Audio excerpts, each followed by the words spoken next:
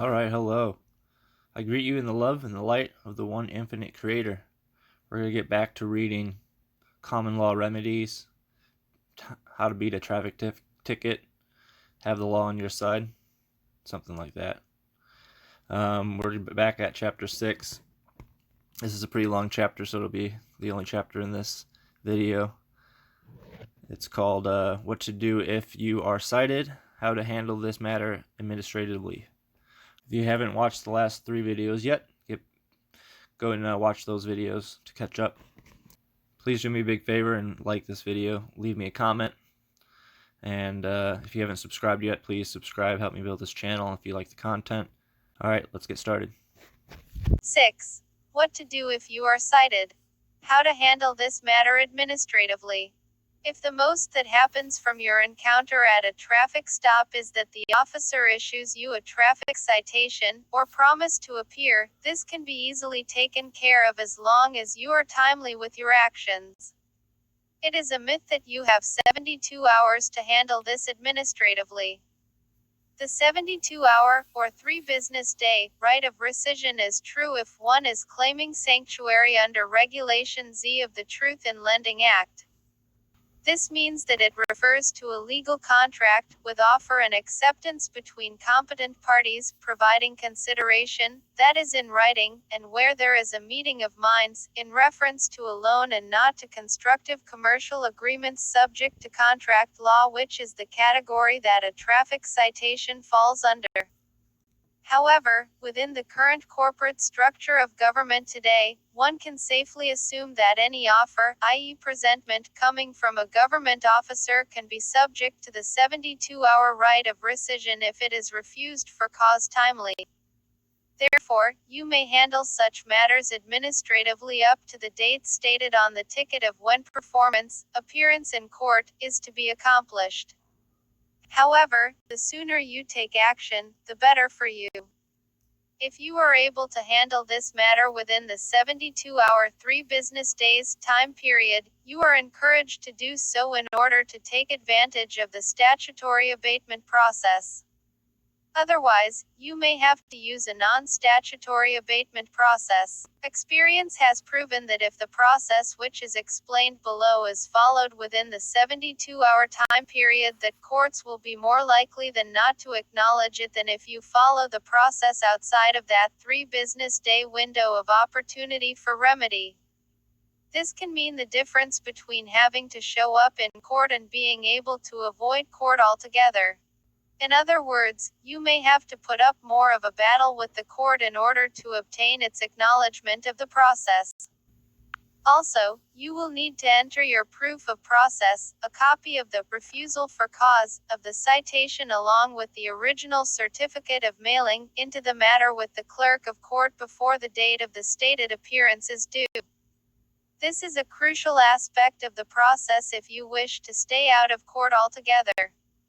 The reason for this is because the likelihood of the officer, or his department, intervening to intercept or withdraw the complaint, as is his duty under a de jure government, at the court or to notify the court of the refusal for cause is zero.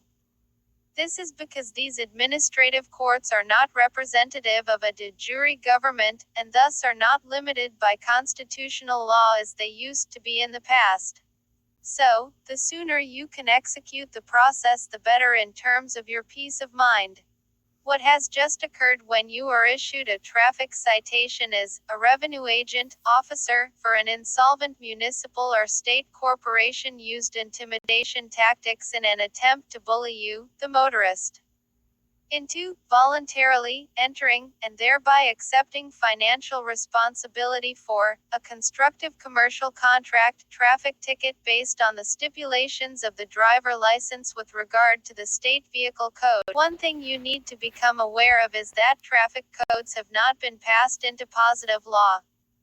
Positive law is law that is applicable to natural men and women under the Constitution. These codes therefore have no effect on you as a common law citizen, unless you are regulated under the Commerce Clause. If you use the public roadways for gain or profit, then you fall into the category of people required to have a license for that particular regulated activity. The traffic codes have not been passed into positive law because they would be deemed unconstitutional. The codes are private law, usually of states and municipalities. This is how government gains control of issues involving traffic. By making these codes private law, it means that you have to contract with the corporate government to be regulated for the privilege of driving a motor vehicle for profit. It is interesting to note at this point that the word traffic has a specific meaning in law. Most people relate to the word traffic as the flow of vehicles and pedestrians along public right-of-ways. This is true when the word traffic is used in its ordinary sense, but not true when it is used in its legal sense under statutory law.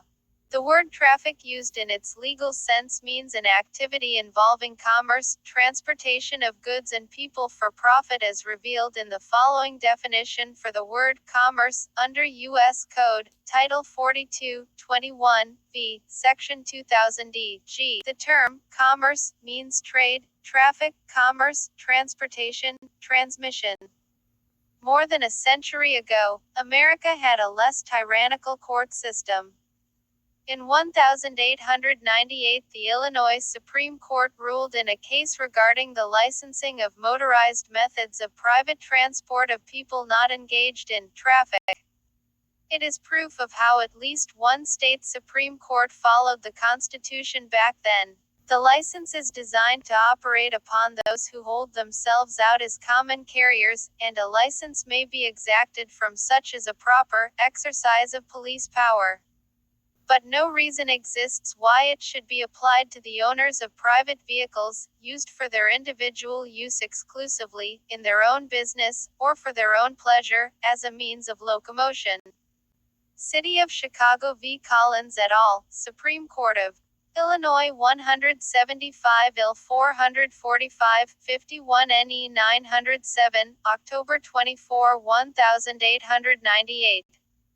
As discussed in a previous chapter, if you inadvertently, ignorantly, identify yourself as part of this class of people who are required to have a license to drive on the public roadways and you fail to refute that mistaken identity, then under contract law you are said to consent to the terms of the contract, which includes abiding by the traffic codes and opening yourself up to any fines or penalties that go with that code.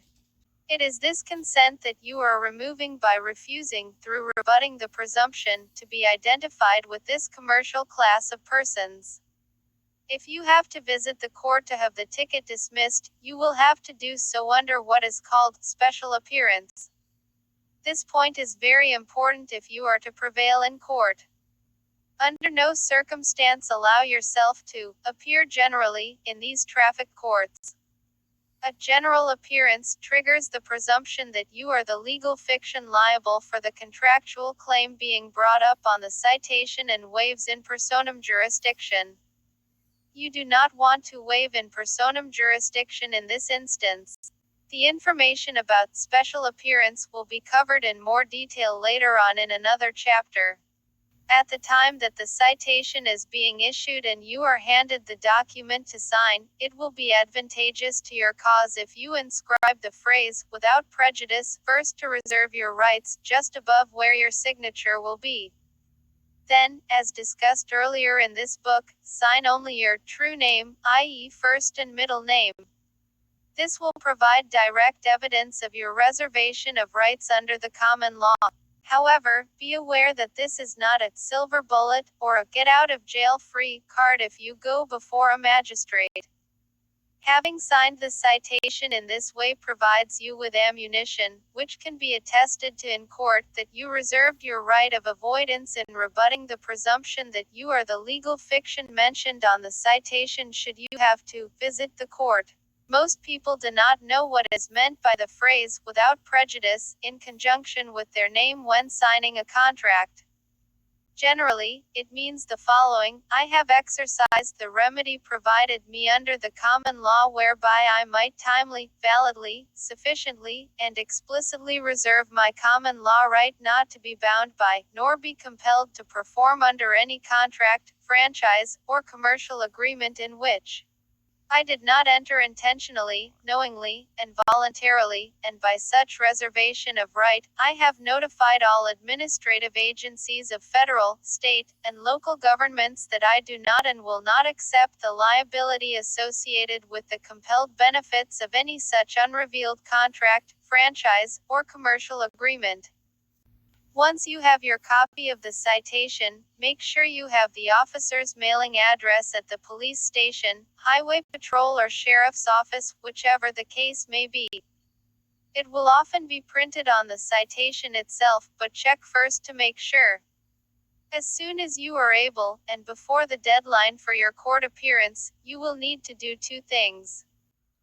You will be refusing for cause the citation and then preparing a certificate of mailing, which will be your proof of service for when you timely mailed the refusal back to the officer. The court will accept a certificate of mailing as reasonable proof of service.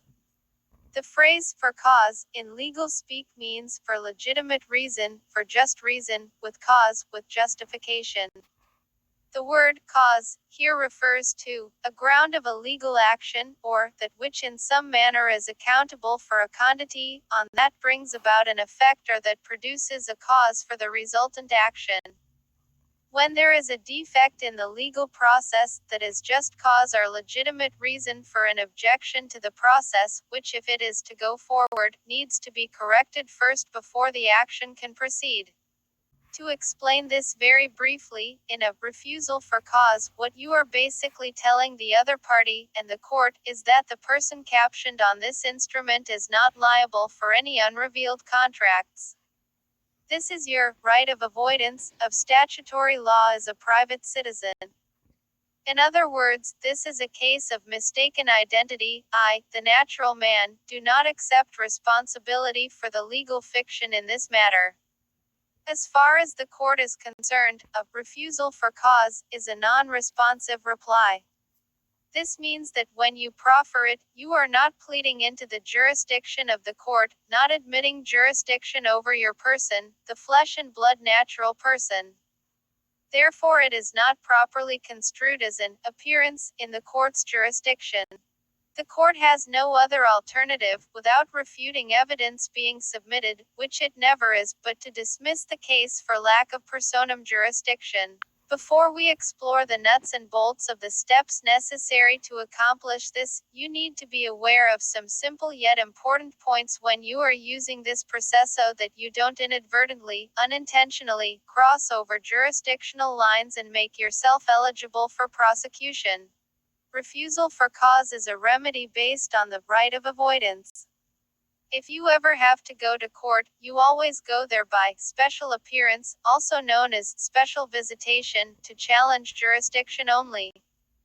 You would announce something like the following: I am John Stephen, first middle name, a man, here by special appearance to prevent a fraud upon the court. This means you need to be careful not to explain anything in a refusal for cause process, even, and especially, if you are forced to attend traffic court. Attempting to explain anything other than the jurisdictional challenge or objection will constitute a motion trying to move the court, trying to enter facts and law into that court's record of the case at hand, i.e., consenting to that court's jurisdiction. The only fact you want the court to acknowledge is your refusal for cause, which is non-responsive to the matter at hand. Whenever you motion a court, you are admitting to the jurisdiction of that court, which in this case is something that you do not want to do. What you are saying by your refusal for cause is that this court has no jurisdiction over my person. Most courts today, and especially traffic courts, are not a common law judicial court which deals only with natural persons. Very likely you will be in an administrative court which deals exclusively with legal fictions. This is why it is important that you maintain your identity as a natural man or woman, not to be confused with fictions at law. Once you have the defendant copy of the citation in front of you, find a blank area, or any conspicuous space, in which to write your refusal. You can even write it at an angle if you wish, in order to distinguish it further. With a red pen, red flare pen, or red magic marker, write the following in large lettering using cap and lowercase as shown in the example below. It can be broken up into as many lines as needed. Refused for cause, timely, without dishonor and without recourse to me. You will be sending this document, the original defendant copy with your refusal for cause written on it, back to the presenter, the officer, who issued it to you. But first you will take a photocopy of this document after your refusal is imprinted on it. Keep that photocopy as your original copy of the original defendant copy with the refusal appearing on it. This is all you need to do regarding expressing your refusal for cause. Next, you will want to make out a certificate of mailing in order to document that you have timely returned this refusal for cause back to the presenter. You need to use the descriptors already printed on the citation document itself in order to describe it accurately in your certificate so that there will be no mistaking what document you refused. Use whatever caption there is at the top of the form, in the example below, California traffic ticket and complaint, along with the complaint number on the form when writing your description on the certificate of mailing. It is recommended that you print out your own certificate of mailing so that you can make sure that you are able to fully describe the document, the citation, the sender, yourself and your mailing address, and the recipient, the officer and his mailing address, along with the reason it is being sent, a refusal for cause. The example certificate of mailing below is provided to help guide you in this process. Don't forget to fill in the dates and to sign your true name, first middle name, in the areas provided on the certificate. Spell out your state's name when writing your address. Do not use the Postal Service's two-letter abbreviation and zip code, which provides prima facie evidence of federal residence, thus allowing a presumption that the person is subject to the statutes and codes. While the USPS has a small form that can be filled out for a certificate of mailing, you are much better off making up your own.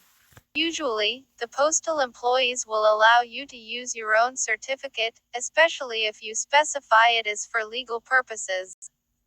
A certificate of mailing costs $1.20 at current rates.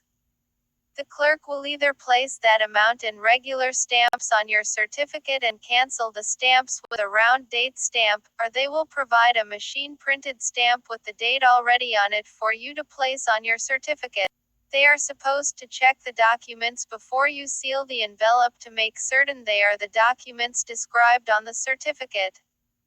This provides you with certifiable evidence that you mailed the documents mentioned on the certificate of mailing. You will need to have a first-class stamp on the envelope in which you are sending the refusal. So, for less than $2 you can rid yourself of this nuisance presentment. You keep the certificate of mailing, do not enclose it with the citation you are returning, and make a photocopy of the certificate for your records once it has been date stamped so that you have backup evidence of the original certificate of mailing. You now should have a photocopy of the original defendant copy of the presentment with the refusal inscribed on it along with the original certificate of mailing and a photocopy of that same certificate of mailing. You may need these documents later on, so best to keep them filed in a safe place. You will be mailing the original defendant's copy of the citation back to the officer. It is preferable that you do this either the same day or the day after you receive the citation, the sooner the better. If you have been able to complete this process before the date of your appearance time limit, you can expect one of the following outcomes. Either this will be the last you ever hear of this matter, depending on certain circumstances occurring, and the court date will come and pass without a warrant for the arrest of the name on their documentation being issued. Or, you may have to visit the court clerk's office in order to file into the case the photocopy of your refusal for cause along with the original certificate of mailing. In the former instance, your refusal was likely noted by the system and no one, meaning the legal fiction or fiduciary trust aka you, ever contacted the court asking about the name, first and last name, on the citation, thus triggering nexus between the legal fiction and the natural man. In the latter instance, you may have called the court and provided your name, first and last, when they ask for it, thus triggering nexus between the natural man and the legal fiction, rather than insisting on them looking up the information by the citation number. In that case, all you need to do is file your photocopy of the refusal along with the original certificate of mailing into the case file at the court, and the case goes away. That's the end of it. There may be an instance where the court clerk will not accept your paperwork except that it must be filed with the judge personally at the appointed date of the hearing. In this case, you will need to prepare yourself for making a special appearance before the court to hand over your documentation. There are certain things you need to be aware of when entering this kind of situation in traffic court that will be covered in a separate chapter. If you are like most people who have never attempted this process before, you may be a little anxious to know whether it works as described. If after having returned the citation to its presenter you want to check with the court from time to time to see if the citation has shown up on the docket, you can, but never give them the name on the ticket, first and last names. Always insist that they look it up from the citation number. If you do give your name by mistake, you will be creating a connection between yourself and the legal fiction name, and the game will be on. What you should experience as long as you don't give them a name is that they will say, "No, this citation hasn't shown up in our system." This may vary with the local officials, some may go ahead and enter the name on the docket anyway. The moment you give them a name, though, once they go back again and check through their stack of unentered paperwork, they will, as if by magic, find the citation, and then the game is on. All because you acknowledge the name on the citation as being connected with yourself. What is supposed to happen when you return the presentment to the officer is that the officer has a duty to file that refusal for cause with the court so as not to defraud the court. But this rarely, if ever, happens. What seems to be occurring is that there are two types of paperwork that get sent to the court. Those which are without a refusal of any kind and therefore admit to the jurisdiction of the court, these are entered on the court docket right away. The second type are those which have been refused for cause. This second type seem not to be entered on the court docket until someone calls in and admits to the jurisdiction by identifying themselves with the fiduciary trust name, first and last name, on the citation. However, as mentioned previously, you should be aware that this procedure may vary between differing jurisdictions, states, cities, and counties, and therefore all the tickets may be entered on the docket in some jurisdictions. But this does not affect your refusal for cause in the slightest, unless you are tricked into appearing in court. Remember, the triggering of this whole process revolves around the identity you say you are. How you identify yourself determines which jurisdiction you admit to being in. You can never admit to being John Stephen Smith, the fiduciary trust entity, or John Smith. You are John Stephen, period, the natural man. Once you admit to the connection between these two entities, as far as the legal system is concerned, the game is on, and they can come at you. That is, until you prove that you are not that person by rebutting the presumption of the nexus by providing evidence to the court that you refused this presentment for cause. Once you rebut the presumption, they don't have anyone that they can legally go after, and they have no case. Alright, we're going to stop right there. Next time we'll pick up at Chapter 7, how to get your case dismissed. And please, like I said before, like and subscribe. You can find this document in the description. Come back next time. We'll start with Chapter 7. I leave you in the love and the light of the one infinite Creator. Peace.